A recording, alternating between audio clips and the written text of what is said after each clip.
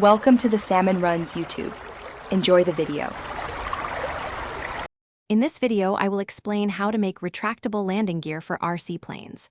First, gather your essential components, including a robust servo, durable struts, and a reliable control unit. Ensure these parts are compatible with your aircraft's size and weight. We'll cover the basic setup, focusing on mechanical integration and initial testing. This foundational step is crucial for a smooth and functional system, improving both performance and aesthetics. Choosing the right components is key for successful retractable landing gear. Consider your plane's total weight and wing design when selecting retract units. Electric retracts are often preferred for their straightforward installation and minimal maintenance compared to pneumatic systems. Always verify that your chosen servo provides ample torque to handle the gear's movement, ensuring reliable and consistent operation during every flight. Now, let's get to the installation.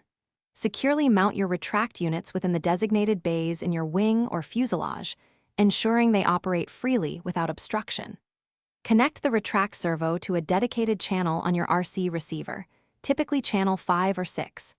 Carefully adjust the servo's endpoints and travel limits on your transmitter to achieve precise and smooth gear extension and retraction, preventing any binding or overtravel.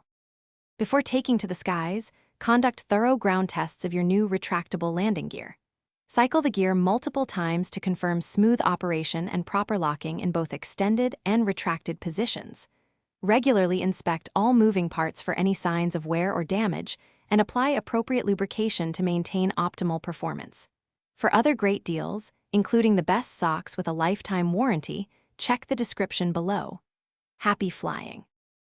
Thanks for watching. Consider subscribing if we helped you.